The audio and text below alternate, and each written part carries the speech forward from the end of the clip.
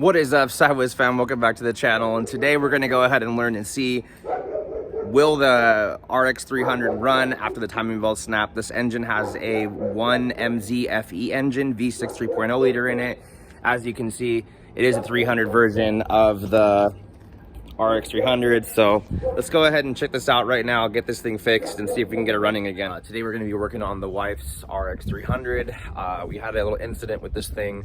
This has been one of our family's cars for a long time.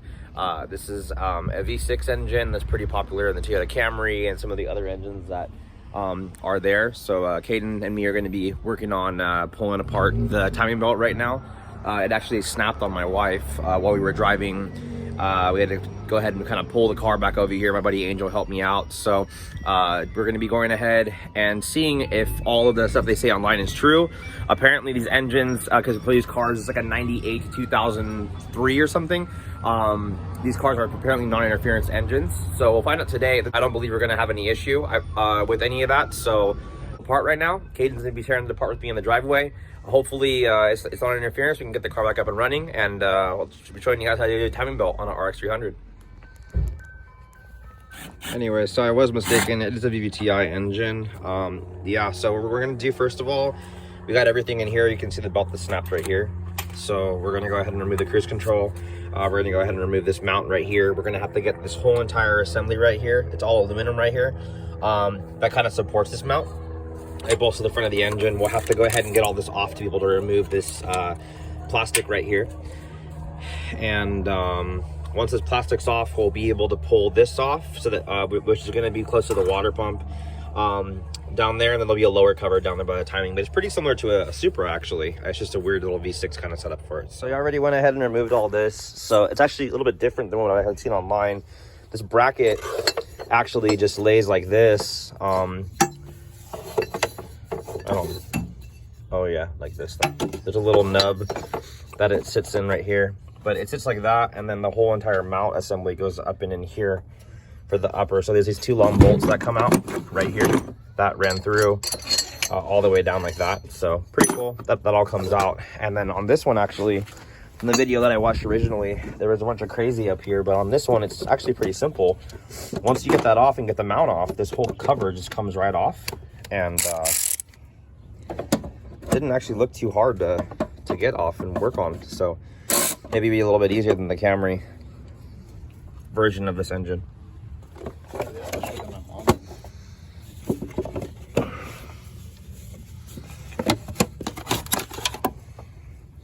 Yeah. See what we get. I know, I saw that. It looks good. I like that. It's kind of funny. Cool. Time belt out. Oh, get the good old time belt out of there real quick. Just stitch it back up, zip tie it. Just zip tie it back in. No problem. Okay, Now, so those are those long bolts, but they already replaced the studs with bolts now. You can see them. You see them right here? It's Right awesome. there. So you just take the bolts out with the whole thing and pull the whole bracket off. But I think you need to undo the bottom first. Now we have to take the belt and the dampener off. Okay, so just got the car jacked up a little bit, got the wheel off, and took this little plastic cover off here so I can get to the dampener, so I can start pulling the belt off and that kind of stuff off. And dang, I've got a little bit of an oil leak down there, man. That's where all your oil went, out the back of the motor. Okay guys, so hardest thing so far is getting the little like tensioner bolt that's like down, like deep down in here, to loosen the alternator so you can get the, you know, the serpentine belt off. But just got that.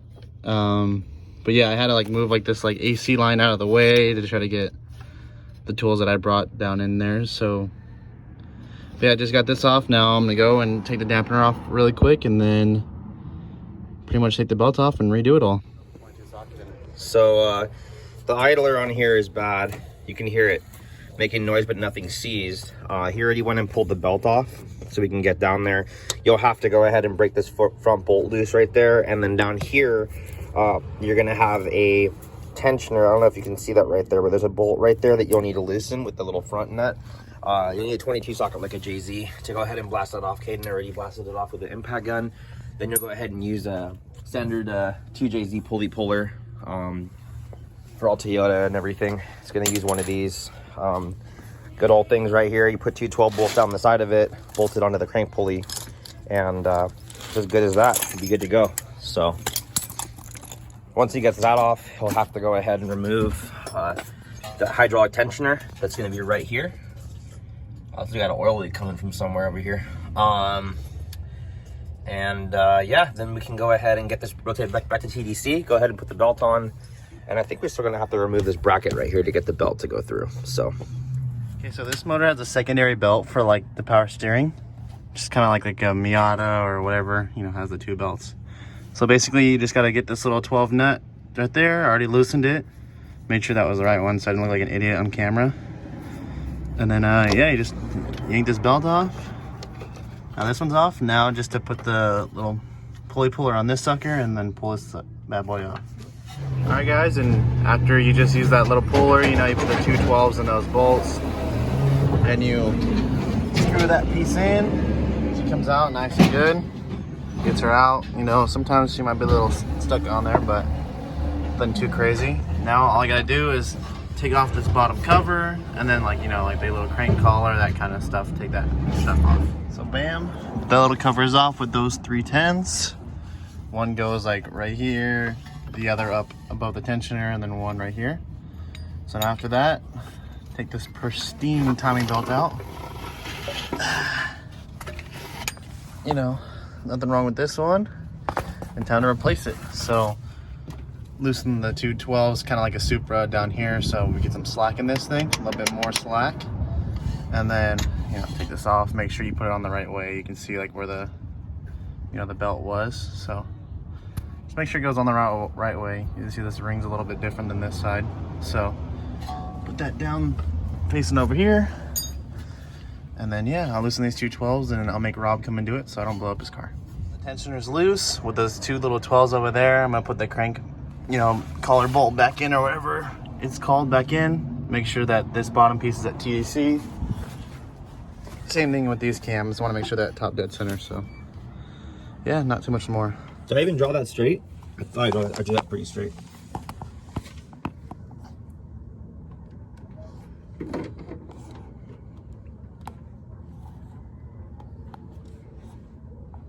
Yeah, You're listening. Yeah. so you went ahead and replaced the idler, and we already got the whole entire belt on. It's definitely really hard to get back there. We've been using a camera and going in and out to make sure we're lined up. It looks about as lined up as we're possibly gonna get it. It took a minute to learn how the belt goes on. It's pretty tough actually, but as far as clearance, it's not too bad. As long as you got two hands to help, it's actually okay.